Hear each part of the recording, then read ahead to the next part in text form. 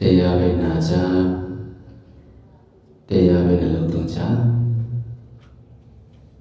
ဒီကနေ့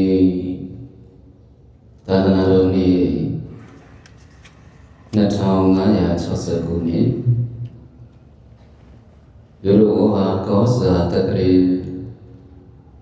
1389ခုနှစ်ဒီဇင်ဘာလ9ရက်နေ့ခရစ်နှစ်2025ခုနှစ်17လပိုင်း23ရက်ဒီကနေ့ဇာတာပရိနေ့ညနေ3:35မိနစ်အချိန်မန္တလေးတိုင်းဒေသကြီးကျောက်တော်မြို့ပြည်တော်သားလေရောဓမ္မပစ္စုမိုးကိုရိပ်သာတော်ကြီးအတွင်၌ဓမ္မပစ္စုမိုးကိုဝိပဿနာရိပ်သာဗရဏနာယကဆရာတော်ဗရဏတိရိလာနေတကွာနေမီဒေသဆရာတော်ဘုရားကြီးများဥထိတ်မှထားပြီးတော့အမတဒါနဓမ္မဒါနမတိကုသိုလ်ရှင်များဖြစ်ကြတဲ့ဆရာကြီးကျော်လွင်အားရည်စူး၍ကျော်တော်မျိုးလွတ်လပ်ရေးရန်နီဥမောင်မောင်တော်တော်ညီမဒေါခင်အောင်မြင့်အာလူနဲ့ကျက်သွန်ပွဲယုံမိသားစုတို့ကမတိလူရန်ကြတို့တက္ကမအပေါင်းတို့စုပေါင်းကျင်းပပြုလုပ်အပ်သော65ချိန်မြောက်မောဂုပဒနာ9ရက်လုပ်ပြီးတရားစကားပွဲဤဒီကနေ့ပထမနေ့ညနေပိုင်းချိန်၌ကျေးဇူးပြုအပ်သောတရားဆိုတော့ဘုရားရှင်ကိုယ်တော်မြတ်ကြီးထားတော်မူခဲ့တဲ့ဓမ္မခန္ဓာများကိုဆရာထားပြီးတော့ဦးဇင်းတို့နဲ့တကွာအခုတရားနာတရားအထုတ်ရင်ရောက်ရှိလာကြတဲ့ဦးဇင်းရဲ့အမိဖညီကိုမောင်နှမတကားတော်တို့အပါဝင်ကျွတ်တင်ကျွတ်ထိုင်တဲ့တတဝါမှန်သမျှကိုအပင်စင်းရဲတန္တရာစင်းရဲကကျွတ်အောင်လို့အောင်ကေတင်သွားတော်မူတဲ့ယန္တာတဆုဖြစ်တော်မူသောကျေးဇူးတော်ရှင်အက္ခမဟာပန္တိတမိုးကုတ်ဆရာတော်ဘုရားကြီးဥပနိဒေယအတိုင်းပဲဧကရိဥပနိဒေယအတိုင်းပဲဦးဇင်းတို့ကိုယ်တယောက်သာချမ်းသာရဟုခုလောက်တူများမကြိုးစားဘူးအများတတဝါလေးရွာအပယ်လွတ်စေမယ်ဟုစိတ်ဝဲဆုံးဖြတ်မပြတ်နေညာမအားရအောင်တို့လိုဆောင်သည်လူပေါင်းလူသားလူအများလေးပါးအပယ်လူကြောင့်သည်ဆိုတဲ့မြင့်မြတ်တဲ့အဋ္ဌံစိတ်အကြံဖြင့်နေမြင့်မပြတ်ဟောပေါ်မြင်ပြဆုံးမှသွားခဲ့သောဧရဏုသောတရားဆရာတော်ကြီးတော်ရှင်အက္ခမဟာကမ္မဌာနစရိယဗရဏသုံးရမဟာကြီးရဲ့ဩဝါဒအတိုင်းပဲဒီကနေ့တရားနာတရားထုတ်ရရောက်ရှိလာကြတဲ့ဦးဇင်းရဲ့မိဖညီကိုမောင်နှမတက္ကရာကမများကိုတရားနဲ့ပဲကျေးဇူးပြုကြပါစို့ဆိုတော့ဦးဇင်းတို့ယောဂီတို့တွေဓမ္မမစ္စုမိုးဝိတ္တကြီးကိုလာပြီးတော့တရားတွေနာကြတရားတွေအထုတ်ကြတာဒီပူလောင်ခြင်းလို့လားအေးချမ်းခြင်းလို့လားအေးချမ်းခြင်းပါဗျာ ဗမာလူရိုးလေးပြောမယ်ဆိုရင်တော့အေးချမ်းခြင်းလို့ပေါ့ဒါကိုပဲဦးဇင်းတို့ပြောနေကြတယ်ပြောကြမယ်ဆိုရင်တော့နိဗ္ဗာန်လိုချင်လို့ဒီလိုပြောတာမဟုတ်လားအဲ့တော့လောကမှာဒီနိဗ္ဗာန်နဲ့တူတဲ့အေးချမ်းဖို့ဆိုတာမရှိဘူးလို့ဒီလိုဆရာသမားတွေဦးဇင်းတို့ကိုဆုံးမကြတာအဲ့တော့ရိုးလေးပြောကြရင်ဦးဇင်းတို့လုပ်နေသမျှဒီဘာလို့ဘာဖြစ်ချင်လို့လုပ်တာအေးချမ်းခြင်းလို့ဘာဖြစ်ချင်လို့လုပ်ဒါပြန်တရားစခန်းကိုလာကြတာဒီလေအေးချမ်းခြင်းလို့ဆိုတဲ့နိဗ္ဗာန်ကိုမျက်မှောက်ပြုခြင်းနဲ့ဆိုနေညာဦးဇင်းစွာပြောခဲ့တယ်အေးချမ်းခြင်းနဲ့ဆိုလို့ရှိရင်မဂ်ခင်အကျင့်တွေကျင့်ဖို့မလိုဘူးလားလိုပါတယ်ဗျာမဂ်ခင်ဆိုတာဘာလို့ပြောတာလဲလို့မေးရင်လေငါဆိုတာဒီကိလေသာတွေကိုတတ်တယ်လို့ပြောတာဗျာကာဆိုတာဒီနိဗ္ဗာန်ကိုပို့တယ်လို့ပြောတာအဲ့တော့မဂ်ခင်ဆိုတာဒီဘာလို့တတ်တယ်လဲလို့မေးရင်ကိလေသာတွေကိုတတ်တတ်တယ်နဲ့နိဗ္ဗာန်ကိုရောက်တယ်ဟုတ်လားမဂ္ဂင်ရဲ့သဘောကလေကိလေသာတွေကိုလည်းတတ်တတ်တဲ့နိဗ္ဗာန်ကိုလည်းအရောက်ပို့တတ်တယ်။ဒါကြောင့်မဂ္ဂကိုပုတ်ခွဲကြည့်ရင်မဂ္ဂတလုံးဂါတလုံးမဆိုတာဒီကိလေသာတွေကိုတတ်တယ်လို့ပြောတာဗျာ။ဂါဆိုတာဒီနိဗ္ဗာန်ကိုပို့တယ်လို့ပြောတာ။ဒါကြောင့်ဦးဇင်းတို့အေးချမ်းခြင်းတဲ့သူမှန်လို့ရှိရင်ဘာလို့ပါမှာလဲလို့မေးရင်မဂ္ဂင်လို့ပြောတဲ့ကိလေသာတွေကိုတတ်တဲ့တရားနောက်တနည်းမဂ္ဂင်လို့ပြောတဲ့အဲ့ဒီကိလေသာတွေတတ်ရုံနဲ့မဟုတ်ဘဲနဲ့နိဗ္ဗာန်ကိုအရောက်ပို့တဲ့တရားကိုတခြားတော့ပါလားကျင့်သုံးပါပါကျင့်သုံးရမှာပါဗျာရွှေမှန်နေရမှာမဟုတ်ဘူးကျင့်သုံးနေဘူးတော့မလိုဘူးလားလိုပါတယ်ဗျာအဲကြောင့်ဦးဇင်းတို့ရှိကဆရာသမားတွေကလည်းဆုံးမသွားတာမဂ္ဂင်နဲ့ပတ်သက်လို့ကိလေသာမှာလည်းတော့နိဗ္ဗာန်ကိစ္စတိဒီမကောလို့ပါဠိလိုဒီလိုပြောတယ်မဂ္ဂင်ဆိုတာဘာလို့တာလဲလို့ပြီးရင်ကိလေသာလို့ပြောတယ်ကိလေသာဆိုတာဘယ်သဘောရှိတယ်လဲလို့မြင်ရင်လေတို့ဒီမိုင်းတွေဒီမိုင်းတွေသိကြတယ်ကိလေသာဆိုတာညင်နွမ်းစေတဲ့ပူလောင်စေတဲ့သဘောဟုတ်လားဟုတ်ပါဘူးဗျာဘာပါလဲဒါပြန်လို့ရိုးရိုးလေးပြောအောင်အေးချမ်းခြင်းတဲ့သူမှန်လို့ရှိရင်မဂ္ဂင်အကျင့်ကိုကျင့်ရမယ်အဲ့ဒီမဂ္ဂင်အကျင့်ကိုကျင့်ရင်ညင်နွမ်းစေတဲ့ပူလောင်စေတဲ့တရားတွေကိုလည်းဖယ်ပေးတယ်ဟုတ်လားမှန်ပါဗျာကိလေသာလို့ပြောရင်ဘာမှမသိပဲနေဦးမယ်ကိလေသာဆိုတာဘာကိုပြောတာလဲညင်နွမ်းစေတဲ့ပူလောင်စေတဲ့တရားတွေကိုကိလေသာလို့ပြောတာဟုတ်လားမှန်ပါဗျာလောဘရှိပြီဟေ့ဆိုလို့ရှိရင်ဘာဖြစ်လားဟုတ်တယ်ပူယုံနေမဟုတ်ဘူးပြန်ညစ်လဲညစ်တာကိလေသာမှရင်ပဲကိလေသာပဲနေသူ့လက်ခံလိုက်ပြီဆိုတာနဲ့သူဒီဘာလို့တည်းလို့မေးရင်လေအဲ့လက်ခံထားတဲ့ပုဂ္ဂိုလ်ရဲ့စိတ်ကိုညင်နွမ်းလာအောင်လုပ်ပေးတယ်။ညစ်ယုံနေလားဆိုတော့မဟုတ်ဘူးဗျ။နောက်ထပ်ဆက်ပြီးတော့ပူလာအောင်လည်းလုပ်ပေးတယ်။ဘယ်သူကကိလေသာပါကိလေသာပါဒါကြောင့်ကိလေသာရလာပြီးကိလေသာဝင်လာပြီးကိလေသာလက်ခံထားလို့ကိလေသာခိုင်းတိုင်းလုံးနေပြီဆိုရင်တော့ဒီဒုယောဂီဘာဖြစ်တယ်လဲလို့မေးအပူမီးတွေပါထပ်ထပ်လောင်တာဘာလဲအပူမီးတွေပါထပ်ထပ်လောင်ပါတယ်အပူမဟုတ်အပူမီးတွေဗျာဘာမီးတော့ဟိုနေတဲ့ဘုံကြီးကကလေးဆိုတော့စကားသိပ်ပြီးတာဟုတ်လားအေးဟုတ်တယ်နော်ဘာမီးတွေအပူမီးတို့ကုလူစင်တွေမှာလောင်းနေတာမိဘနှစ်ပါး7ပါး7ချောင်းထောင်ရလို့တို့ပြတာဟမ်ဘယ်နှပါး7ပါးပါဗျာယောဂီတွေသိတယ်လေမိ7ပါးဘာလေးလဲလို့ဆိုရင်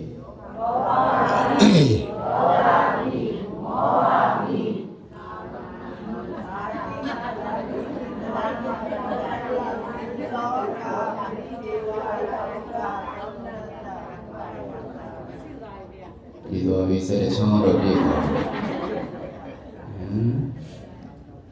ဘုရားကလည်းခဏခဏတည်မှုပဲနော် မိစရပါဘယ်နှပိုင်းပိုင်းလို့ပြောတာဒီပြန်တော့အဲ့မိစရပါ၃ပိုင်းပိုင်းကရှင်းအောင်မပြောရှင်းအောင်မကြားလို့ရန်တောင်ထောင်ခံမှုတယ်မိစရပါမှတ်လို့လွယ်အောင်လို့၃ပိုင်း၄ပိုင်းမှတ်မိစရပါ၃ပိုင်းပိုင်းပြမယ်လို့ဒီနေရာမှာတရားဟောတော့တရားပွဲလည်းပြီးသွားရောနားတဲ့အကြောင်းလေးကိုတက်သွားတော့နောက်ကတခါတယောက်ကကတ်ပါလာပုံမှန်ဆိုရင်တော့အကြောင်းဟောရောက်ပြီဆိုအခန်းထဲတန်းဝင်လာနောက်ကကတ်ပါလာတာနဲ့အဲဘာလျှောက်ချင်လို့လည်းမသိဘူးဆိုပြီးတော့ထိုင်ကုန်လေးပေါ်ထိုင်နေကိုလည်းထိုင်ကုန်ပေါ်ထိုင်လိုက်ပါရောသူကခက်လန်းလန်းနေငုတ်လို့ထိုင်ဟောကန်လျှောက်ချင်တာလျှောက်ပေါ်နေဆိုထိုင်နေတော်တော်နဲ့မလျှောက်တာနဲ့ကျုပ်ကမေးတာဒါကဘာလျှောက်ချင်လို့လို့မေးတော့သူကစောင်းကြီးအောင်ကြီးနေပြန်ဘာပြောလို့အရှင်ဘုရားတပည့်တော်ဘာမကြည်နဲ့လို့ဟောဒုက္ခပဲလို့ငါတရားလာဟောတာပါကွာတို့ရန်လာဖြစ်တာလည်းမဟုတ်ပါဘူးလို့ငါဘယ်သူမှလည်းမကြည်နဲ့စရာမရှိပါဘူးလို့မင်းတောင်ငါကောင်းကောင်းမသိဘူးဒါပြင်အရှင်ဘုရားစောစောကတရားပွဲတွေဘာလို့ထည့်ပြောတာဟေးလို့မင်းမှမသိပါဘူးဆိုငါမင်းဘယ်လိုပြောရမှာတော့လို့ပြောတယ်ဗျာလေအေးဟုတ်ပါပြီကွာတော့ကဲပြောတယ်ဆိုဘယ်လိုပြောသွားတော့ဆိုအရှင်ဘုရားပဲပြောသွားတာမိဆက်သမားကို၃ပိုင်းပိုင်းပြကိုအဲ့မှာမိဆက်ပေါင်းတဲ့သူဖြစ်တယ်ဒီမှာကျုပ်ပြောတာကမိဆက်တပါးလို့ပြောတာသူပြန်ရှင်းရတယ်အဲ့မဟုတ်ဘူးနော်လို့ငါပြောတာမိဆက်တပါးလို့ပြောတာဟုတ်လားအေးဒီမှာလဲအပူမီးမဟုတ်ဘူးနော်အပူမီးမိဆက်တပါးဘိုင်းကြည့်လိုက်လို့ရှိရင်ဒီခန္ဓာရှိနေသေးတဲ့၍လောင်နေတဲ့မိဟာ၃ပါးရှိတယ်ခန္ဓာရှိနေသေးတဲ့၍လောင်တာဘယ်သူမှရှောင်လို့မရဘူးတပိဋကဉာဏ်တော်ရသွားတယ်လို့ပြောတဲ့တိဋ္ဌထဖျားတာဖြစ်သွားတယ်အဲ့ဒီမိ၃ပါးမလွတ်သွားဘူးအဲ့ဒါကြောင့်သူ့ကိုဘာမီလို့ခေါ်တယ်လို့ဘဂတိမီလို့ပြောတာညမမီဘာမီလို့ဘဂတိမီပါဗျာခန္ဓာရှိနေသေးသေးလောင်းနေလို့သူ့ကိုဘဂတိမီ၃ပါးရှိတယ်ဘာတွေလဲလို့မီးရဲ့ဇာတိမီးရဲ့ဇရာမီးရဲ့မရဏမီးရဲ့တိဋ္ဌထမှာနောင်ဇာတိမရအောင်လည်းသူကြိုးစားသွားလို့ရတယ်ဇရာမီးလောင်သွားလို့ဘုရားရှင်ကိုယ်တော်မြတ်ကြီးပိုးပါသေးတာမှန်ပါဗျာနောက်ဆုံးမရဏမီးလောင်သွားလို့ဘုရားရှင်ကိုယ်တော်မြတ်ကြီးပြိဋိဘံဆံရသေးတာဘာမီးလောင်လာလေးလို့မီးဇရာမီးမရဏမီးလေးလောင်တာဒါကြောင့်ခန္ဓာရှိနေသေးတဲ့၍အဲ့မီးဒီမငြိမ်းတာမို့လို့သူ့ကိုဘဂတိမီးလို့ဒီလိုပြောတာမှန်ပါဗျာဟုတ်လားမှန်ပါဗျာအေးနောက်မီးကဘယ်သူမှမွေးလာတဲ့နေ့ကဖရာယဟန္တာလို့ဝေယူထုံးစံမရှိပါဘူးမွေးတဲ့နေ့ကဖရာယဟန္တာလို့ဘူးမှမမွေးဘူးဘလပါရမီပါလာတယ်ပြောကျင့်သုံးပြီးမှလာဒီအရိယာလို့ဖြစ်ရတာအဲ့တော့ဖရာယဟန္တာလို့ဝေယူထုံးစံမရှိတဲ့အတွက်မွေးတဲ့နေ့ကငကိုးကနေကဘဝလို့စကြတဲ့ကငကိုးကနေကပါလာတဲ့မိ၃ပါးရှိတယ်အဲ့ဒီမိဒီပါလေလဲလို့မေးလောဘမိရဲ့မောဟမိရဲ့တပည့်ဦးဇင်းတို့တတ္တဝါတွေမှာမူဤကနေကပါလာတာမိဘယ်နှပါ၃ပါးပါ6ပါးဖြစ်ပါဘူးမဒီလိုလက်ဇွတ်ထောင်တာကိုမမိလိုက်ဘူးသုံးသေးတာမသုံးတဲ့အောင်သိထားအောင်မပြောစရာဟုတ်လားပြောစရာကိုယောဂီတွေနဲ့ကိုနော်ဘယ်နှပါးရှိပြီ6ပါးရှိပြီဘယ်သူပဲနေမွေးလာကြတဲ့အဲ့ဒီမိတွေပါဇာတိမိပါခဲ့တယ်ဇရာမိပါခဲ့တယ်ပရဏာမိပါခဲ့တယ်လောဘမိပါခဲ့တယ်ဒေါသမိပါခဲ့တယ်မောဟမိပါခဲ့တယ်ရှိတာမှမိရ7ပါးရှိတာဘယ်နှပါးလောင်း6ပါးလောင်းအဲ့ဒီဟာမှာအနေအထိုင်မတက်နှလုံးသွင်းမတက်စီဟုတ်လားဘာလဲအနေအထိုင်မတက်နှလုံးသွင်း အနေအထိုင်မတက်နှလုံးသွင်းမတက်ရင်နောက်ထပ်အပူလောင်တာကငါပါဟုတ်လားဘာလောင်အပူဒီလောက်မနေတတ်တဲ့သူတွေဒီလောက်နှလုံးသွင်းမကောင်းတဲ့သူတွေဒီလောက်ညံ့တဲ့သူတွေဒီလိုပြောရမလားမသိဘူးနော်တန္တရာတစ်လျှောက်လုံးမှာဂင်္ဂဝါလူသေးစုအမြဖះတွေလည်းပွင့်သွားပါရဲ့တစုမှလည်းကျွတ်တန်းဝင်သွားတာတွေလည်းအများကြီးဒီလောက်ကျွတ်တန်းဝင်တဲ့ခဲလည်းဘာမသွားသေးဘူးအခုထက်ထိလည်းကြောင်ကရင်နဲ့ဟုတ်လားဒီလိုပြောရမယ်ထင်တယ်နော်အခုတည်းကလည်းကြောင်ကရင်နဲ့နှလုံးသွင်းကမတက်ဟုတ်လားကဲဒီလောက်တော့နှလုံးသွင်းမကောင်းတဲ့လူတွေရော့အပိုးဆိုပြီးထပ်ပေးလိုက်တာအပိုးမီငါးပါးဘယ်ထဲမှာပါတယ်လဲလို့မေးပြိဿသောပအနုလုံပရိလုံနဲ့ပါတယ်ဟုတ်လားပြိဿသောပအနုလုံပရိလုံနဲ့ပါရကနေဆရာတော်ကြီးကဒီထဲထည့်ရေးသလားမရေးပါဘူးဗျာမရေးဘူးဇာတိစရာမရဏပဲရေးတာဒါဖြင့်ဆရာတော်ကြီးမသိလို့နေမှာဟုတ်ပါဘူးဗျာဒါဖြင့်ရေးတဲ့သူကျင်းသွားလို့လားဟုတ်ပါဘူးဗျာလူတိုင်းလောင်တာမဟုတ်ဘူးအချိန်တိုင်းလောင်တာမဟုတ်ဘူးဟုတ်လားစရံသူမားတဲ့အချိန်တန်းမှာဘာတွေလောင်လဲလို့မေးတောကမိပရိဒေဝမိဒုက္ခမိဒေါမနကမိဥပါယတာမိဟုတ်လားတောကရိပရိဒေဝရိဒုက္ခရိဒေါမနတာရိဥပါယတာရိဘယ်ချိန်ဖြစ်တာလဲလို့မေးနှလုံးသွင်းမှားရင်ဖြစ်တာဘာဖြစ်နှလုံးသွင်းမှားရင်ဖြစ်တာပါဗျာဒါပေမဲ့ယောဂီနှလုံးသွင်းမှားရင်မိဘယ်နှပါးလောင်သွားပြီလဲဘယ်နှပါးလောင်သွားပြီလို့မေးလိုက်ဟုတ်လားလောဘကလည်းမကုန်သေးဘူးဒေါသကလည်းမကုန်သေးဘူးမောဟကလည်းမကုန်သေးဘူးငကိုကနေကဂတိကနေကဘာလာတဲ့ကဟာ3ပါးငကိုကပါတာ3ပါးလောင်းနေတာက6ပါးအဲ့ဒါကိုလေအပူနေသေးလို့ဒီလိုပြောရမယ်ထင်တယ်နော်6ပါးတောင်ပူလာပေါ့ပူလားပူပါလေအခုပဲခင်ဗျားတို့ကြည့်ဟိုတုန်းကဆိုရင်တော့အဲ့ဒီပေါ်တဲ့ရတာဘာမှပြောချင်မှပြောမှာပေါ့ဟုတ်တယ်လေအခုလဲငယ်သေးတာဆိုတော့ခြေလမ်းမမှန်သေးဘူးဟုတ်တယ်ထပ်လွန်ခဲ့တဲ့9နှစ်လောက်တော့ဆိုရင်သိတာမဟုတ်ဘူးအခုနည်းနည်းလေးတော့သိတာလားဘာလို့လဲဆိုတော့20ရာလဲကြော်လာပေါ့ဟုတ်တယ်ဘယ်လောက်ကြော်တာလဲတော့မသိဘူးကြော်တော့ကြော်လာဟုတ်လားကျုပ်ကမူတာဝါဒပြောတာမဟုတ်ဘူးကြော်တော့ကြော်ခဲ့ပြီဘယ်လောက်ကြော်တာမှန်းတော့အမှတ်ပြီးတော့20ရာတော့ကြော်လာပြီဟုတ်တယ်ကြော်တော့ကြော်လာဟောကြားတော့မှခက်နေလေဟုတ်တယ်အဲ့တော့တဲ့ရစင်ရတာပြီးကြတယ်အရင်တော့မကောင်းအောင်ပြီးကြတယ်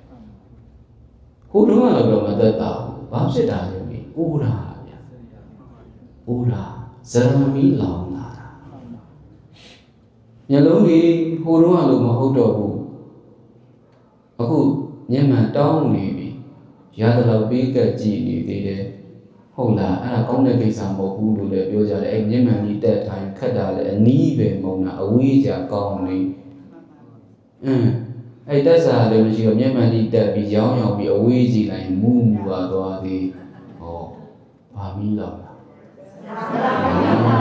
ဘယ်သူအပြစ်မှမဟုတ်ဘူးခန္ဓာရလာလို့မီးလောင်နေတာ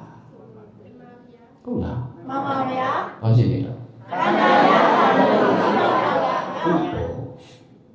အဲ့ဒါကိုအလိုမကျဖြစ်လိုက်ရင်နှလုံးသွင်းမှားလိုက်ရင်ငါနဲ့တော့ဘုန်းကြီးကလည်းဒီပေါ်ကြီးတင်ထားတယ်ဆိုဟောလာပြီးတော့ကဟုတ်တယ်နှလုံးသွင်းမှားလိုက်ရင်တော့ကမျက်လုံးကကြည့်မကောင်းလို့ဇာဘတ်ရှင်ပါလေဆိုမှမျက်လုံးကလည်းမကောင်းဘူးမျက်မှန်ကလည်းမေးခဲ့ပြန်ပြီဆိုဟောလာမြန်ပြီတော့ကဘာဖြစ်ရင်နှလုံးသွင်းမှားရင်ဘာဖြစ်ရင်တော့နှလုံးသွင်းမှားရင် အဲ့လိုမဟုတ်လို့တက်လို့မကောင်းဘူးလို့စိတ်ထဲပေါ်လိုက်ရင်အော်မီးလောင်နေပါလားအဲ့ဆိုဘာမှန်းနေတာစာကြည့်လို့မကောင်းလို့ရှိရင်လည်းအော်ဒါပေါ်မီးလောင်နေတာဗျာဟင်ဒီကိန်းညဘာမီးလောင်တာဒါပေါ်ဇရာမီးလောင်နေတယ်လို့သိလိုက်ရင်တောကငြိမ့်နေစားချင်တိုင်းစားမရသွားချင်တိုင်းသွားမရဘူးဆိုရင်လေအလူမကြလိုက်လို့နှလုံးသွင်းမလိုက်ရင်တောကတွေပရိဒေဝတွေလာပြီဟုတ်လားအဲ့လိုမဟုတ်လို့အော်မီးလောင်နေပါလားလို့သိလိုက်ရင်မီးငြိမ့်သွားတယ်ဒါပေမဲ့မီးငြိမ့်သွားတာနဲ့မီးလောင်နေတာဘယ်ဟာကောမီးငြိမ့်သွားပါဘူးမေးကြည့်အောင်မယ်မီးငြိမ်းအောင်လုပ်နေတာနဲ့မီးအားကောင်းအောင်လောင်စာထည့်တာကြဘယ်ဟာကများလောင်စာထည့်တာဩဒါလို့ပြန်တော့ဒါလည်းမစိုးဘူးဆိုတာလေလောင်စာထည့်နေလို့ထည့်မှန်းသိနေရင်မစိုးဘူးဟုတ်လားမှန်ပါဗျာသိနေရင်ဒီမစိုးသေးဘူးဒီလိုပြောအောင်လားဇင်းတို့ငယ်ငယ်ကအဲ့ဒီပြောတာမကောင်းဘူးဗျာနော်ဦးဇင်းတို့ငယ်ငယ်ရဆိုအခုကြာကြီးသွားတယ်ဟုတ်ပါတယ်ငယ်ငယ်ကနုစင်မှာအခုကြီးနေနေတယ်နည်းနည်းကလေးကပြီးရကိုနန်းကိုကပ်ပြီးအဲ့လိုတော့မလုပ်ပါနဲ့ကျတို့ငယ်ငယ်ကအခုတော့นี่ဘယ်တော့ရောက်နေမှတော့မသိတော့ပါဘူးကိုတော့ကတော့ជីစကြိုဘက်မှာမအူဘက်မှာပေါ်တော်ဆရာတော်ဆိုပြီးဘုန်းကြီးဦးပါဇင်းတို့ငယ်ဆရာပေါ့လောကီငယ်ဆရာပါမြမစာရီတင်ချာရီသူတင်ပြီးခဲ့တာပေါ့အဲ့တော့7 တန်းနဲ့လောက်ကဟုတ်တယ်7 တန်းနဲ့ကတင်တယ်အရွယ်လေးကလည်းလူပြိုပေါက်လေးဖြစ်လာပြီဆိုတော့လူငယ်ရဲ့တဘာဝလက်တဲ့ဆန်းကျင်တာလေးတွေရှိလာတာအဲ့တော့မဟုတ်တာလေးတွေလုံးမိတာရှိနေတော့ကိုယ့်ဟာကိုယ်ကလည်းသိတယ်ဒါကြီးမလုပ်သင့်ဘူးလို့လေဒါပေမဲ့ခက်တာကတငယ်ချင်းတွေနဲ့ပါရင်ပေါ်ဆုံးပြီဆိုပါသွားမိတာကျွန်တော်တော့မဟုတ်ပါဘူးအဲ့ဘောလုံးကန်နာလို့ဂေါ်လီလိမ့်နာလို့ပေါ့လေ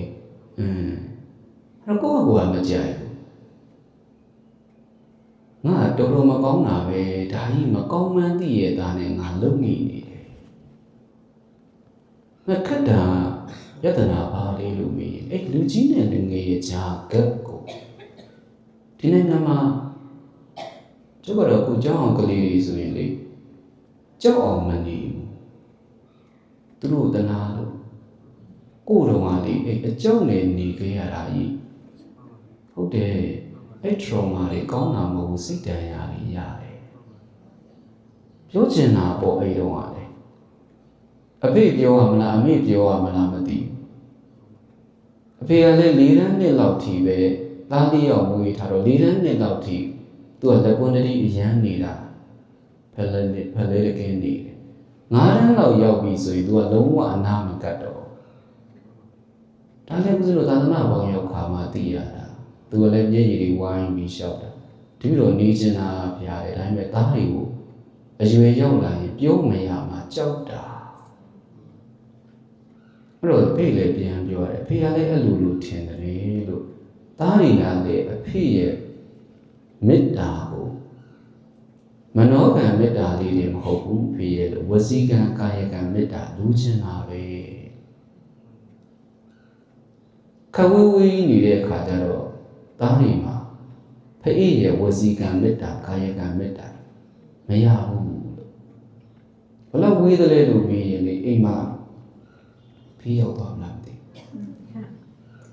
အိမ်မှာဗီဒီယိုတစ်လုံးရှိတယ်အစင်4 စင်ပါတာဒီကို4 ယောက်ရဲ့အဝယ်စားတွေကိုတ ဆင့်စီအမေကထည့်ပေးတာပြီးရင်9 တန်းရောက်ပြီဆိုတာနဲ့ကိုယ့်အဆင့်ကိုတာဝန်ယူရှင်းရတာအဲ့ဒီမှာအင်းကျန်တဲ့3 ယောက်ကအဲ့ကောင်တွေကကုသိုလ်လုပ်ခဲ့တာမစင်ကြယ်ဘူးဟုတ်တယ်ကုသိုလ်လုပ်ခဲ့တာမစင်ကြယ်ဘူးအဲ့ဒီ3 ယောက်တော့2 မျောဦးလေအခုချိန်ထိ2 မျောတဲ့ဘာမှသိမသုံး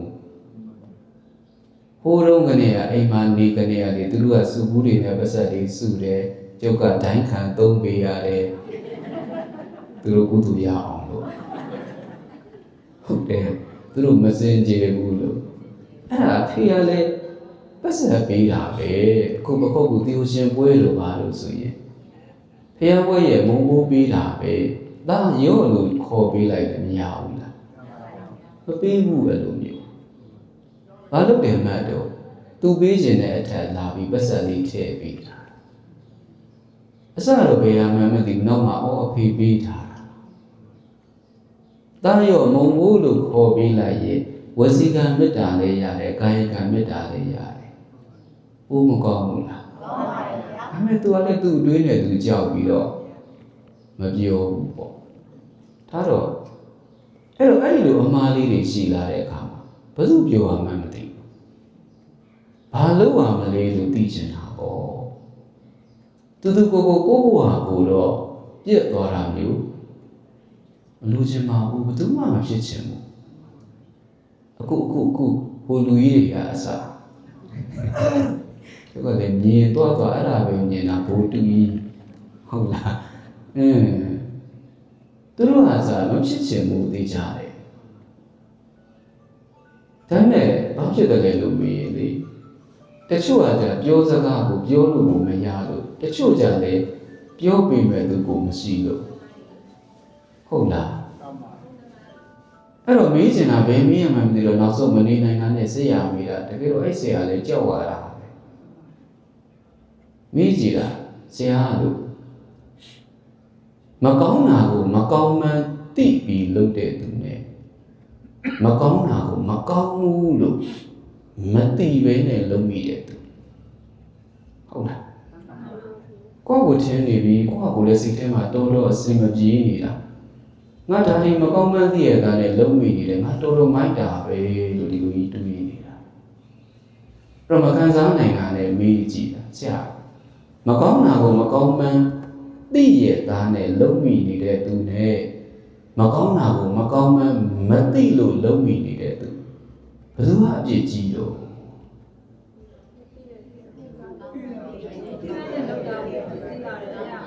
ဘယ်သူကအပြစ်ကြီးတော့ဖြေစရာ2 ခုရှိတာတစ်မျိုးစီဖြေလိုက်ဘုန်းကြီးလည်းနားနှစ်ဖက်ပါတယ်တစ်ဖက်စီသွားလိုက်သိတဲ့သူနဲ့မသိတဲ့သူဘယ်သူဟာပြည့်ကြီး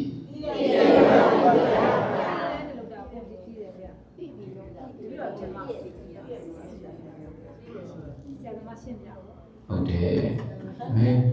ပြန်လွှဲချသေးတာနော်ကိုယောဂီတို့ထင်တယ်လို့ပဲကျုပ်လည်းထင်ခဲ့တာသိရသားနဲ့ငါလုံနေတယ်ငါတော်မကောင်းတာအဲ့တော့ဆရာသမားမေးတယ်မင်းမလို့ထင်တော့သိသိနဲ့လုပ်တဲ့လူကအပြစ်ကြီးမယ်ထင်တယ်ဆရာလည်းပြောတာအေးကွာလေငါလည်းအဲ့လိုထင်ခဲ့တာမပူနဲ့ကျုပ်တို့နဲ့အတူတူတွေဟုတ်လားကိုတော့ဆရာသမားတော်တယ်မှာတပါးတဲ့နေတော့လားကြာပါဘူးကိုတော့ငါအဲ့ဒီချိန်တော့ငါကသူကပြောတာငါအမေမရှိရင်ငါဘုန်းကြီးဝတ်မှာတော့ထွက်မှာတယ်ဗျာဒါပေမဲ့တကယ်သာသနာ့ဘောင်ရောကျုပ်ကအရင်ရောက်သွားထားပါတော့အဲ့လိုပြောတော့ဆရာနေုံกว่าတယ်ငါစောက်တော့ယူခဲ့မယ်အမြင်ပြမယ်ဘယ်ဟာယူလာလဲဆိုမိလိန်ကပညာစောက်ကြည့်ယူလာအဲ့စောက်ထဲမှာရှင်နာပတိန်ကိုမိလိန်နာမင်းကြီးကအဲ့ဒီအတိတ်ပဲမျိုးမေးတာအကုသိုလ်ကိုအကုသိုလ်မှန်သိပြီးလုပ်တဲ့သူနဲ့မသိဘဲနဲ့လုပ်တဲ့သူဘယ်သူပြစ်ကြီးတော့ဒီလိုမေးတာပြီးတော့မိလိန်နာမင်းကြီးကမေးတဲ့အမျိုးရှင်နာပတိန်ပြေးသွားတဲ့ဥမာလေးသိကောင်းတယ်ဒါ ဒါပေမဲ့အဲ့ဒီအချိန်တုန်းကအဲ့ဒီအယူတွေတုန်းကလက်ခံသလားလို့မိလက်မခံဘူးနန္ဒာပြောတာဆရာကိုလည်းပြန်မငြင်းရဲတော့လို့စောင့်ကြီးနဲ့လည်းပြနေလာမို့လို့ကိုဟာကိုလာပြန်ခဲ့ရတယ်စိတ်ထဲတော့ဒါမဟုတ်ဘူးလို့ပဲဒီလိုကြီးတွေးခဲ့တာဒါပေမဲ့တစ်ဖြည်းဖြည်းနဲ့အရွယ်ရောက်လာကမှသဘောပေါက်လာတယ်ကိုဟာကိုမကောင်းတဲ့အခြေအနေတွေအဆုံးစွန်ထိရောက်မသွားအောင်တားပေးတာအဲ့ဒီစိတ်အဲ့တော့မိလိန်နာမင်းလေးကိုရှင်နာကလေးကဘာမှမပေးတယ်လို့မိရဲရဲတော့ပူးနေတဲ့မိကြီးကလေးတစ်ခဲကိုတဲ့ချထားပြီးတော့အဲ့ဒီမိကြီးကလေးကိုကန်ရင်ပူမှန်းတိတတ်တဲ့လူကြီးနဲ့ကန်ရင်ပူမှန်းနားမလဲသေးတဲ့ကလေးနဲ့ရှင်းကန်ခိုင်းကြည့်တဲ့ဘသူတန်းရပိုးရမလဲဒါပေါ့ကလေးကပူတယ်လို့နားမလဲတဲ့အတွက်လက်ငါးချောင်းလုံးနဲ့ရဲရဲလေးဆိုလှတယ်လို့ထင်မှာအတင်းဆုပ်ချလိုက်ပါလူကြီးကကန်ခိုင်းနေဆိုရင်မဖြစ်လို့ကန်ရမယ်ဆိုတော့ဒီကြတဲ့လက်ငါးချောင်းလုံးနဲ့မကန်ဘူးနှစ်ချောင်းလုံးနဲ့ကန်တာအဲ့တော့သူကဥမာပေးထားတယ်မကောင်းတာကိုမကောင်းဘူးလို့နားလေလက်ခံထားတယ်ကျင့်သုံးတဲ့အဆင့်ထိမရောက်သေးဘူးဆိုရင်တော့နားလေထားတယ်သိထားတယ်ဆိုရင်အဲ့ဒီလူသည်တဲ့အဆုံးစွန်ထိဒုက္ခရောက်ဖို့ခက်ပါတယ်ဒီလိုပြောတာဒီမှာလည်းလူယောဂီတွေတရားတွေနာကြတယ်မကောင်းတာကိုမကောင်းမှန်းသိဖို့လိုတယ်သိပြီးသွားရင်သိတဲ့အတိုင်းနောက်တစ်ဆင့်မှာကျင့်သုံးတာအဲ့တော့ကိုလုပ်နေရတယ်ဒီကောင်းမလားမကောင်းဘူးလားလို့သိလာပြီဆိုရင်ကိုဒါတော်တော်ချင်းနေကောင်းလာပြီတချို့ကျအဲ့လိုမှမဟုတ်တာကိုလုပ်တာကိုမကောင်းဘူးလို့လက်ကိုမခံတဲ့သူကအများကြီးဟုတ်တယ်လေဥမာဘာမှမကြည့်နဲ့ဒီနိုင်ငံလုပ်နေတဲ့လူတွေကြည့်ဟုတ်တယ်လေဘသူပြောလက်မခံဘူးထောက်ပြရင်ရန်သူလို့ထင်တယ်ညင်အောင်ပြောရင်ရန်သူလို့ထင်တယ်အဲ့ဒါဒီပါလေလို့ပြီးကိုလုံနေတာကိုမှားတော့မှားတယ်လို့လက်မခံတာဟုတ်လားမှန်ပါဗျာတပည့်တို့ယောဂီတွေဒီလိုလာတာဒီမီးလောင်ခြင်းလို့လားငြိမ်းခြင်းလို့လားငြိမ်းခြင်းပါဗျာအဲ့မီးငြိမ်းခြင်းနဲ့ဆိုရင်မက်ကင်ဆိုတဲ့အကျင့်တွေကျင့်ဖို့လိုပါဗျာအဲ့မက်ကင်ဆိုတာဘာကိုပြောတာလဲလို့မေးကြည့်ဦးဇင်းတို့အဘိဓမ္မာတွေမှာဖွင့်ထားတာရှိတယ်မက်ကင်ဆိုတာလမ်းဘာလဲနောက်တစ်မျိုးပြောတယ်ခကြီးတဲ့အဲ့တော့ဘယ်နောက်တစ်မျိုးရှိကဆရာသမားတွေကပြောတယ်ရင်အဲ့တော့ရှိရဆရာသမားတွေကသူတို့ခင်မှာအမြန်ဆုံးရင်ကဘာလဲလို့မေးဖောင်းဖို့အဲ့တော့ဖောင်းဖြစ်တဲ့အတွက်သူတို့ခင်မှာအမြန်ဆုံးရင်နဲ့တင်စားလိုက်တဲ့မက်ကင်ဖောင်းကြီးလို့ဒီလိုပြောတာဒီဘက်ခေတ်ဆိုရင်တော့ဖောင်းဘာမှမဟုတ်တော့ဘူးဒီဘက်ခေတ်ဆိုရင်တော့ခင်ဗျားတို့ပြောရမယ်ထင်တယ်မက်ကင်ဒုံးပြန်ကြီးလို့ဟုတ်ပါလေပြောချင်တာမက်ကင်ဆိုတာဘာလဲလို့မိရင်းလို့လည်းပြောလို့ရတယ်ဟောဒီမကောင်းတဲ့အခြေအနေတွေစိုးရတဲ့အခြေအနေတွေကနေပြီးအေဂျင့်တဲ့နေရာကိုအရောက်ပို့ပေးတဲ့ရင်းကြီးဒါကြောင့်မက်ကသည်အလုံးနှလုံးလုပ်တယ်လို့ပြောတယ်ကိလေသာတွေကိုလည်းတတ်ပေးတယ်နိဗ္ဗာန်ကိုလည်းအရောက်ပို့ပေးတယ်ပို့ပေးလို့သူ့ကိုရင်းလို့ပြောတာဟုတ်လားမှန်ပါဗျာနိဗ္ဗာန်ကိုသွားတဲ့အခြေအနေကိုရောက်အောင်လဲပို့ပေးတဲ့အတွက်အဲ့မက်ကင်ကိုကျင့်သုံးနေရင်နိဗ္ဗာန်သွားတဲ့လမ်းကြောင်းကြီးလို့ပြောတဲ့အတွက်သူ့ကိုလမ်းလို့လည်းပြောတာဟုတ်လားမှန်ပါဗျာဒါပေမဲ့ဦးဇင်းတို့ဘလို့အခြေအနေပဲပြောဘာလို့ပဲပြောလမ်းလို့ပဲပြောရင်းလို့ပဲပြောဖောင်းလို့ပဲပြောခကြီးလို့ပဲပြောဘာလို့ပို့လို့တာလဲလို့မေးရင်တော့ကျင့်သုံးဖို့လို့တာဘာလို့ပို့လို့တာခဏလေးအဲ့ဒီမက်ကင်ဆိုတာကိုကျင့်သုံးမယ်ဆိုမင်းညာကပြောခဲ့တယ်အဲ့ဒီမက်ကင်ကိုချုပ်နိုင်လို့ရှိရင်ဘာတွေပဲရှိတော့သီလဓမ္မရီပညာဘာပဲရှိတာသုံးပါအဲ့တော့သီလမက်ကင်ရဲ့ဓမ္မရီမက်ကင်ရဲ့ပညာမက်ကင်ရဲ့ဒါတွေဥစဉ်တို့တဏ္ဍာမှာအားကောင်းလာအောင်ကြိုးစားဖို့လိုတာတမဝါစာတမကမ္မန္တာတမအာဇီဝအဲ့ဒါဒီသီလမက်ကင်ပေါ့ တမဝါယာမတမတတိတမတမာတိကတမာတိမတ်ကေတမာဒိဋ္ဌိနဲ့တမာသင်္ကပ္ပကဉာဏ်ညာမတ်ကေဒီလိုမဟုတ်လားဒါပေမဲ့ဒီမတ်ကေ၈ပါးကိုနှစ်ချုပ်ကြည့်လိုက်လို့ရှိရင်ချုပ်ကြည့်သီလသမာဓိပညာလိုပဲရှိတယ်အဲ့ဒီသီလသမာဓိပညာတွေအားကောင်းဖို့ဦးဇင်းတို့ဒီတရားစခန်းပွဲမှာဘယ်လိုကျင့်သုံးရမလဲဆိုတာကိုလေမူလဗန္ဒတာပါဠိတော်မှာပါတဲ့ရထဝိနိတတုတ်ဆိုတာရှိတယ်ယထာ90ကိုဥပမာပေးပြီးတော့ဝိတုဒ္ဓိ9ပါးအကြောင်းကိုပြောပါတာဖြစ်ပေါ်လာတဲ့ဇာတ်ကြောင်းတော့သိမပြောတော့ပါဘူးလူယောဂီတွေလည်းကြားဘူးသားပဲမိတဲ့သူကဘယ်သူလဲလို့မေးရင်ရှင်သာရိပုတ္တရာဘယ်သူကမေးတော့ရှင်သာရိပုတ္တရာဟောဒီဝိတုဒ္ဓိ9ပါးအကြောင်းကိုမေးသွားတာဒီတို့ဘုရားသာသနာမှာပညာအရာဣတရက်ရတယ်လို့ပြောတဲ့ရှင်သာရိပုတ္တရာကိုရောမြတ်ကြီးကမေးတာဒီရှင်သာရိပုတ္တရာကိုရောမြတ်ကြီးကမေးပြီးတော့ဖြေသွားတာကဘယ်သူလဲလို့မေးရင်ဒီသာသနာမှာလေတရားဟောတဲ့အရာမှာဣတရက်ရတဲ့ရှင်ဘုံနာကဟောတာဒါဖြင့်ဣတရက်နှစ်ပါးပြောကြတဲ့တရားတွေစကားတွေဟုတ်လားဒါဖြင့်ဒီနေရာမှာတို့စဉ်းစားကြည့်ဒီသာသနာမှာဘုရားရှင်ကိုရောမြတ်ကြီးပြီးရင်ပညာအရာမှာအထက်ဆုံးထူးချွန်ဆုံးလို့ပြောတဲ့ရှင်သာရိပုတ္တရာကိုရောမြတ်ကြီးကသူလောက်ပညာမှာထက်တဲ့ရှင်ဘုံနာကိုမေးတယ်ဆိုတော့သူမသိလို့လားဟုတ်ပါဗျာမဟုတ်ဘူးနော်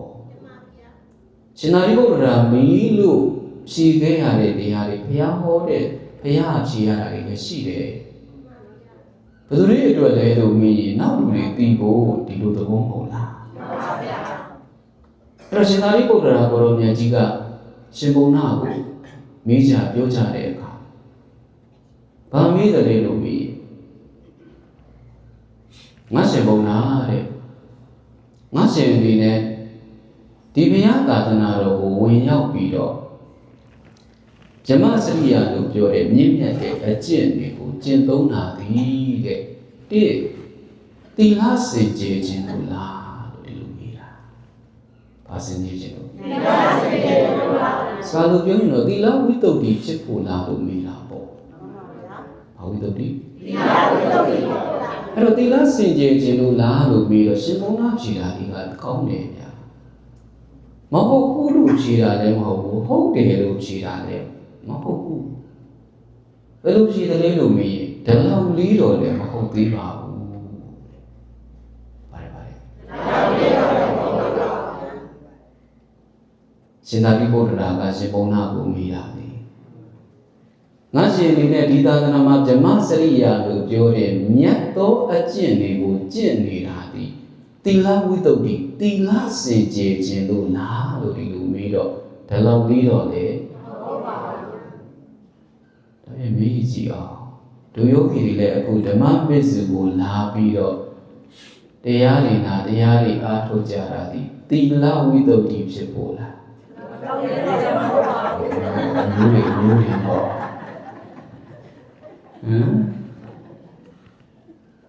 ရှင်သာရိပုတ္တရာရဲ့အမျိုးတွေတွေ့နေတော့ဒီလောက်လေးတော့လေအဲ့လိုမေးဖြေတော့ရှင်သာရိပုတ္တရာကိုလိုမြတ်ကြီးကဆက်ပြီးတယ်ဒါဖြစ်ရင်ရှင်ဘုရားတဲ့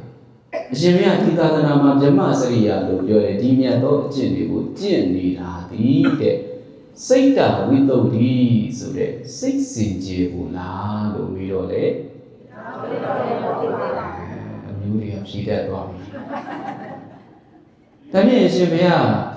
သီလစင်ကြယ်ဖို့လည်းမဟုတ်သေးဘူးဒီလောက်လေးလည်းမဟုတ်သေးဘူးလို့ပြောတယ်စိတ်စင်ကြယ်ဖို့ဆိုတာလေဒီလောက်လေးလည်းမဟုတ်သေးဘူးလို့ပြောတော့အရှင်ဘုရားဒိဋ္ဌိဝိတ္တုလို့ပြောတယ်အယူအမြင်တွေစင်ကြယ်ဖို့လားလို့ဒီလိုမေးတာဟုတ်လားပါတယ်အယူအမြင်တွေစင်ကြယ်ဖို့လားဆိုလေဒီလောက်လေးတော့လည်းမဟုတ်သေးပါဘူးဆိုတော့ဒါဖြင့်ဆက်မေးအောင်ပဲဗျာတဲ့အရှင်ဘုရားအနေနဲ့ဒီသာသနာမှာဗြဟ္မစရိယာလို့ပြောတယ်ဒီအကျင့်တွေကျင့်နေတာသည်သီလစင်ကြယ်ဖို့တော့လည်းမဟုတ်ဘူးစိတ်စင်ကြယ်ဖို့တော့လည်းမဟုတ်ဘူးအယူအမြင်တွေစင်ကြယ်ဖို့တော့လည်းမဟုတ်ဘူးဆိုတော့ကင်္ခာဝိရဒနာဝိတ္တုလို့ပြောတယ် ယုံမှတန်တရားတွေစင်ကြယ်ဖို့လားလို့ပြောတာ။ဘာလဲဘာလဲ။ယုံမှတရားတွေစင်ကြယ်ဖို့လား။ဟုတ်တယ်နော်။ဦးဇင်းတို့လောကထဲမှာနေလေသမျှတွေအဲ့အရာတွေကဦးဇင်းတို့ဒုက္ခပေးတဲ့ကိစ္စတွေ။သီလမစင်ကြယ်ကြနဲ့ဟုတ်လား။စဉ်းစားကြည့်တော့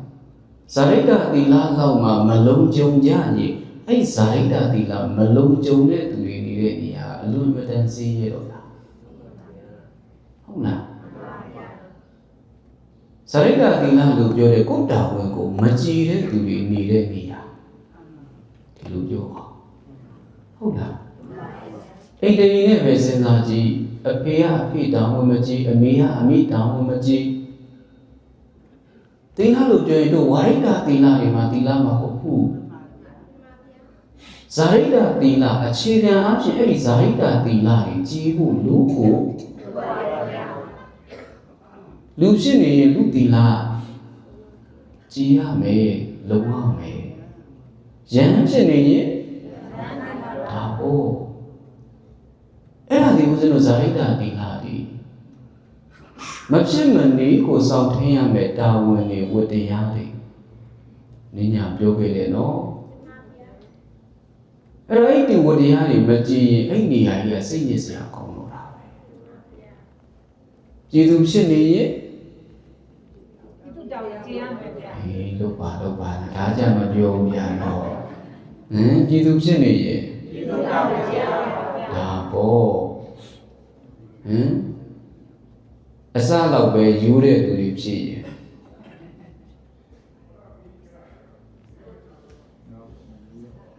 နော်ဟိုရှိရတချို့လူတွေပြောလာကြတာပဲအစိုးရဆိုတာအစပဲယူတာ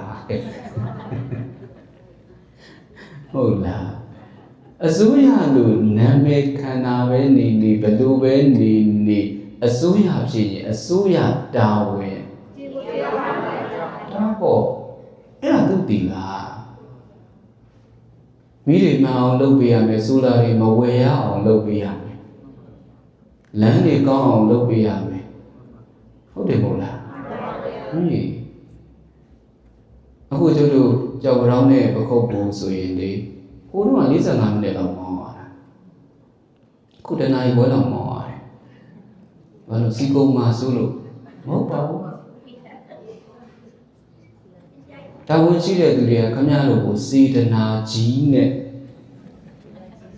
ဟုတ်လား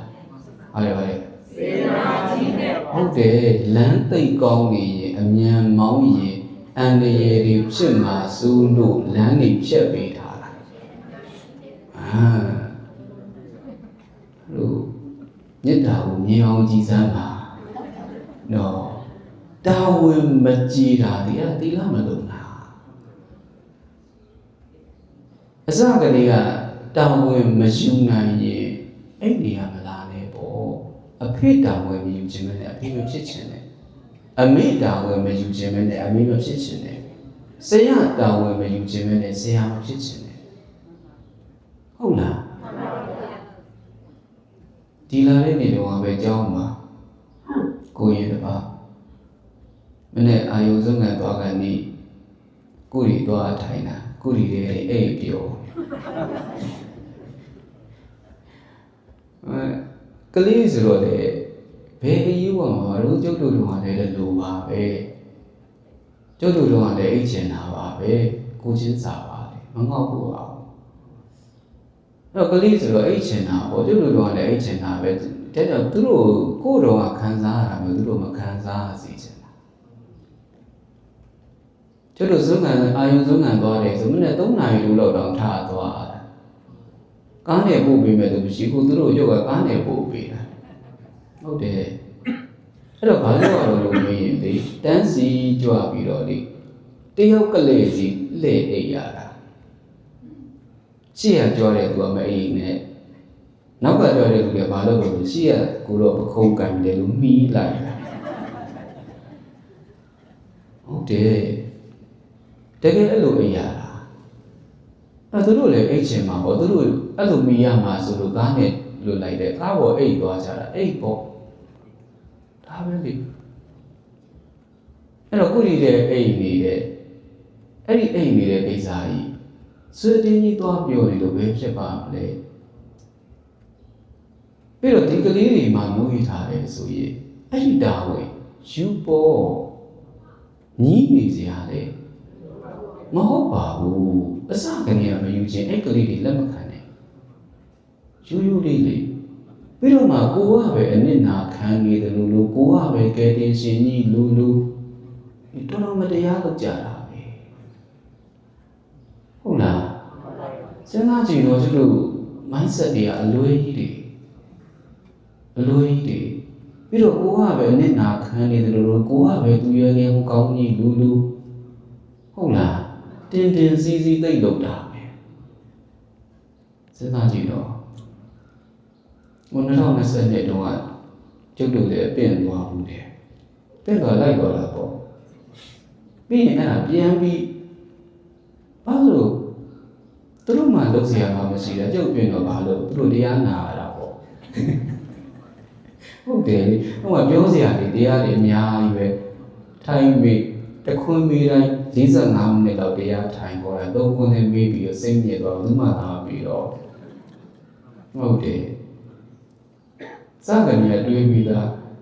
ငါသာမီးရင်ငါတရားဟောမှာဘာဟောမှမလဲလို့လည်းစဉ်းစားပြီးသားအဲ့တော့လာမေးလိုက်တခွန်းမေးလိုက်45မိနစ်လောက်ပြောလိုက်ဆိုတော့လာမေးတယ်သူစိတ်ညစ်သွားပြီပြည့်စုံပါပြီဗျာ3ခွန်းရတယ်ဘာမှမဟုတ်ဘူးဘယ်တော့နေစစ်ပြီးလို့ပြောပြီးဆိုရင်ရောက်သွားပြီပြောမိပြီပြောမယ်ဟုတ်လားအရင်ဆုံးမေးတာ biography မေးတာပဲသူတို့မသိလို့မေးတာမဟုတ်ဘူးသူတို့သိထားတဲ့အရာနဲ့အမှန်တိုင်းပြောရတာလို့စစ်တာယူဒီပါဘာဘူးသူတို့နီးဟောင်းကြီးတယ်မသုံးတတ်ပါဘူးဟုတ်လားအဲ့တော့ပထမမေးခွန်းကဘာမေးလို့ဆိုရွှေသိန်းတော်ဘယ်တော့မှတည်တာတော့အဲ့ရွှေသိန်းတော်မြေကြီးကဝယ်ရတာလားနှစ်ခွန်းမေးပြီးတော့တနာရီခွဲ2နာရီနီးလောက်ဖြစ်တော့သူကစိတ်မရှိတော့မေးတယ်အရှင်ဘုရားတို့ကဒီမိုကရေစီလိုချင်တယ်လို့ဒီလိုလည်းနားလေတယ်ဗျာတဲ့ဘယ်လိုနည်းနဲ့ဆိုရနိုင်တယ်လို့နောက်ဆုံးမှာတော့အနေရရှိတာပေါ့ဟုတ်လားအဲ့တော့တမာရီမရှိတဲ့သူစိတ်မရှိတဲ့သူရှုံးမှာပဲဟုတ်တယ်လေကိုယ်ကမဟုတ်တာမှလုပ်ထားပဲနဲ့ဘယ်သူဒုက္ခရောက်အောင်လို့အခုချိန်ကြီးမလုပ်ထားဘူးဘယ်သူဒုက္ခရောက်ပါစေဆိုတဲ့စိတ်လည်းမမွေးမိအောင်နေထားတယ်အဲ့တော့ကိုလည်းယုံတယ်အဲ့တော့ဘာမှရှားမရတော့ဒါပေမဲ့တိုးချစ်ကြတာဗျာဥစ္စာတော်ကိုလေတိုင်းထားလိုက်တာပြန်တလက်မလောက်ရှိတဲ့အေကုစာရွက်အထက်ကဟုတ်တယ်အဲ့ကြမှာတာဝီကတော့တော်တော်ရတယ်ဩငါတော်အနေထိုင်မတတ်သေးတာပဲဟုတ်လားထုတ်ကြတာရှင်မြတ်ကြည့်ပါဦးဗျာတဲ့ရှင်မြတ်တိုင်းတာဒီဘောကွာတော့ငါလည်းသိရတာပေါ့အဲ့တော့သူကဘာပြောလို့ဆိုပရမသုအနေနဲ့ဘာမှလုပ်မရတဲ့အခါကျ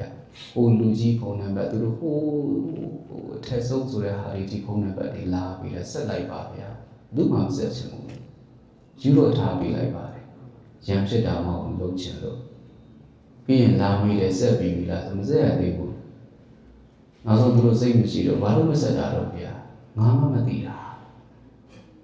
ပြီးရင်ငါဘာပြစ်လုပ်ထားတာတော့အဲ့တော့ငါနားလေတာငါကငါအပြစ်မရှိဘူးလို့ပဲသိထားတာလို့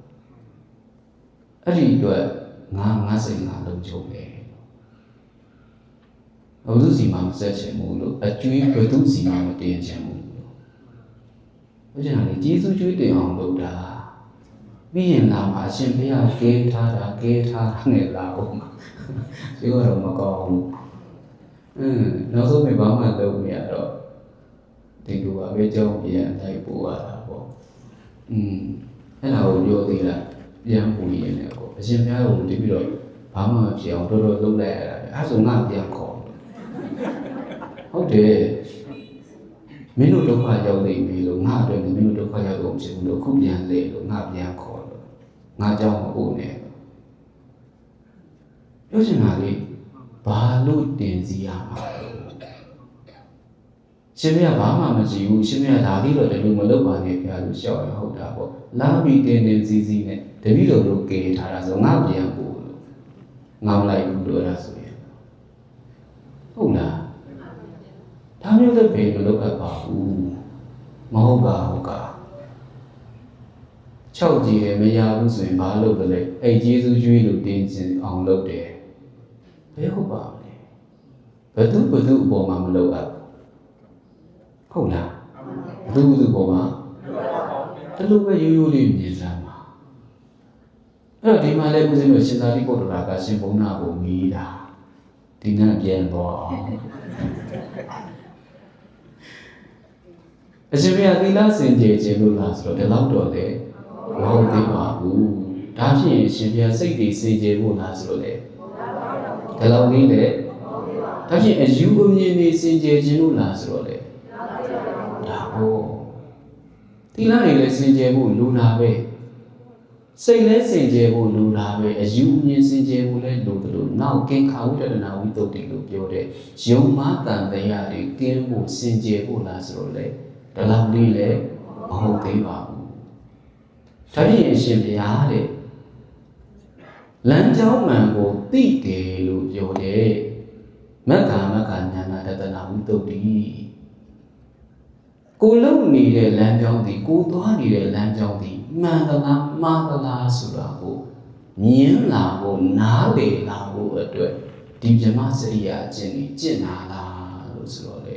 ဒီလောက်တော့လည်းမဟုတ်သေးဘူးဒီလိုပြောတာဟုတ်လားဒါဖြင့်ရှင်ဘုရားတဲ့ဆက်မိမအောင်မေကိုလုံနေတဲ့လမ်းကြောင်းဒီမှန်သလားမှားသလားဆိုတော့သိယုံနဲ့မဟုတ်သေးဘူးဆိုတော့ပရိပရာညာနာတတနာဝိသုဒ္ဓိလို့ပြောတယ်ဒီခန္ဓာကိုယ်ကြီးကိုမုံဉဏ်နေရဖို့အတွက်ဉာဏ်ဒီကျင့်လာလားဆိုတော့လေဒါတော့တော့လေမဟုတ်သေးပါဘူးတဲ့ဒါဖြင့်ရှင်ဘုရားလည်းပြီးတော့မေးပါဦးမေမုံဉဏ်နေရဖို့တော့လည်းမဟုတ်သေးဘူးဆိုတော့ညာနာတတနာဝိသုဒ္ဓိလို့ပြောတဲ့သစ္စာ၄ပါးကိုသိမြင်ဖို့မဉဏ်ရဖို့အတွက်ဒီအကျင့်ကြီးကျင့်လာလားဆိုတော့လေဒီလောက်လေးလေမဟုတ်သေးပါဘူးဘယ်နှချက်ပြီးတာဘယ်နှချက်ကမ္မလူယူလေးပြောချအောင်သီလစင်ကြယ်ဘူးလားဆိုတော့လေဒီလောက်လေးမဟုတ်သေးဘူးစိတ်စင်ကြယ်ဘူးလားဆိုတော့လေအယူအမြင်စင်ကြယ်ဘူးလားဆိုတော့လေအေးယုံမှတန်တရားတွေကင်းဖို့လားဆိုတော့လေအဲ့ဒါမဟုတ်လို့ရှိရင်ကိုသွားနေတဲ့လမ်းကြောင်းမှန်သိဖို့လားဆိုတော့လေအေးဒါလည်းမဟုတ်ဘူးဆိုရင်တော့လေဟောဒီတန်တရားကလွတ်ချင်စိတ်တွေပြင်းပြပေါ်တယ်လို့ပြောတယ်မုံဉဏ်နေရဖို့လားဆိုတော့လေဒါမှမဟုတ်ဘူးဆိုရင်လေတဲ့သစ္စာ၄ပါးလို့ပြောတယ်လောကထဲမှာရှိနေတဲ့အမှန်တရား၄ချက်ကိုပိုင်နိုင်သိမြင်တယ်လို့ပြောတဲ့ညာနာတတနာဝိသုဒ္ဓိမဉဏ်နေရဖို့လားဆိုတော့လေဟောဘယ်နဲ့ချက်အဲ့တော့ရှင်ဘုန်းကရှိတဲ့ခါကျရှင်သာရိပုတ္တရာကဒါဖြင့်ရှင်ဘုရားကဒီခုနှစ်ချက်လုံးဒီလောက်လေးလည်းမဟုတ်သေးဘူးဆိုတော့အရှင်ဘုရားအခုဒီတရားတွေကျင့်နေတာဒီဗြဟ္မစရိယအကျင့်တွေကျင့်နေတာဒီဘာအတွက်ကျင့်တာလဲဘုရားလို့မေးတော့ရှင်ဘုန်းကပြန်ဖြေတယ်ဥပါဒံချုပ်တဲ့နိဗ္ဗာန်အလို့ငါကျင့်တာဟုတ်ပါဥပါဒံချုပ်တဲ့နိဗ္ဗာန်အလို့ငါကျင့်တာသိကောင်းပါပဲဥပါဒံချုပ်တဲ့နိဗ္ဗာန်အလို့ငါအစွဲလန်းကင်းတဲ့ဒီလိုပြောရမှာပေါ့ဥပါဒံဆိုတာဘာပြောလဲစွဲလန်းပါဗျာတို့လောကအနေနဲ့ပြောရင်စွဲလန်းတာပေါ့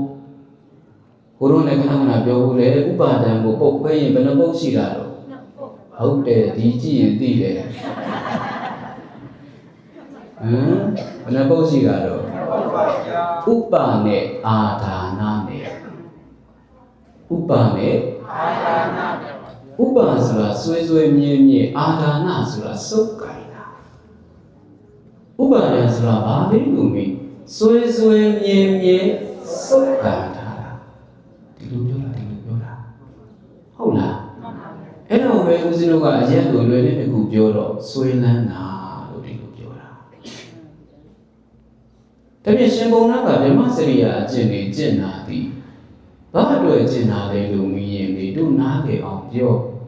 ဆွေးဆွေးမြင်းမြင်းစုပ်ကင်ထားတာသည်ကင်းဝေးတဲ့လွတ်မြောက်တဲ့အေးချမ်းတဲ့စီကိုမျက်မှောက်ပြုဖို့လို့ဒီလိုပြောတာဟုတ်လားဆွေးဆွေးမြင်းမြင်းစုပ်ကင်ထားတာဒီဘာဖြစ်တာတော့ကင်းဝေးတဲ့အဲ့ဆွေးဆွေးမြင်းမြင်းစုပ်ကင်ထားတာဒီလွတ်မြောက်တဲ့အေးချမ်းတဲ့စီကိုဘာလို့ဖို့မျက်မှောက်ပြုဖို့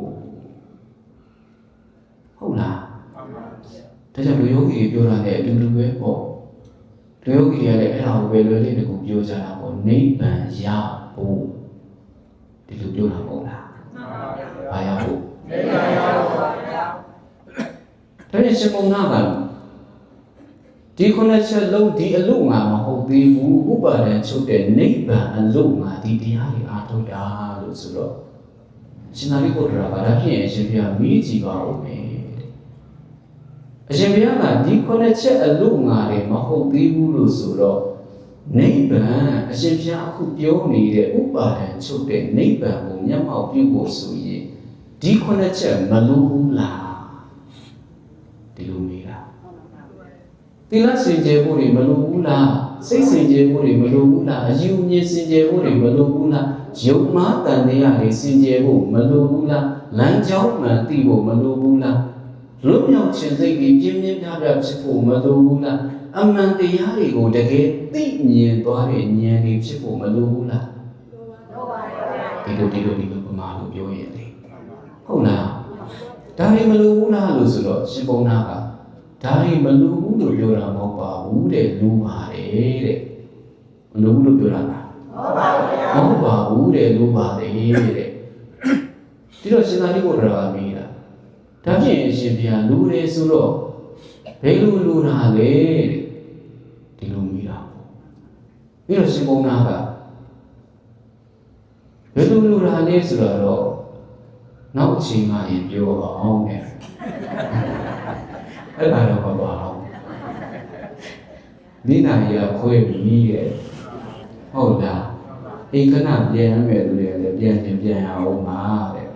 ပါလားဆိုတော့မပါပါဘူးနော်ဟုတ်လားစက်ပြောနေတော့ကြာရှိကျွတ်တန်းလည်းဝန်းကုန်လိမ့်မယ်တဲ့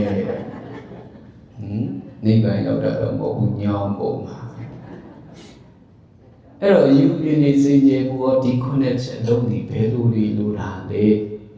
ဘယ်လိုတွေကျင့်သုံးသင့်တာလဲ